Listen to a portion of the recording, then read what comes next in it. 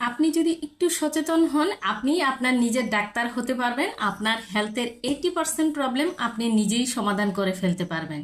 হ্যাঁ, আজকে এই বিষয়টা খুব সহজভাবে বুঝিয়ে বলবো। রোগ মূলত আমাদের দুই রকমের হয়, একটা হচ্ছে একিউট রোগ।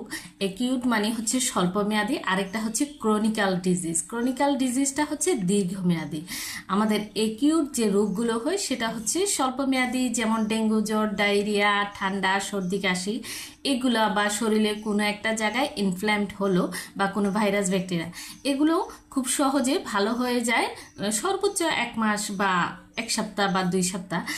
আর যে ক্রনিক রোগগুলো যেমন টাইপ 2 ডায়াবেটিক্স, উচ্চ রক্তচাপ, তারপরে হার্টের সমস্যা, অ্যাজমা কিংবা কিডনির সমস্যা, এই সমস্যাগুলো হচ্ছে ক্রনিক ডিজিজ। এগুলো মূলত হচ্ছে দীর্ঘমেয়াদী রোগ, আর এগুলো সহজে ভালো হয় না, আবার হবেও না।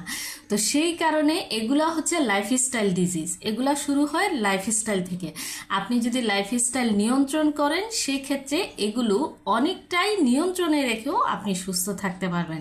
তার মানে আপনাকে বুঝতে হবে আপনার যে ক্রনিক্যাল ডিজিজ যদি হয়ে থাকে সেটাকে আপনি কিভাবে ম্যানেজমেন্ট করবেন, অর্থাৎ আপনার লাইফস্টাইল নিয়ন্ত্রণে এনে কিভাবে সুস্থ থাকবেন। তো দিন শেষে আসলে আপনার সুস্থতা আপনার হাতে।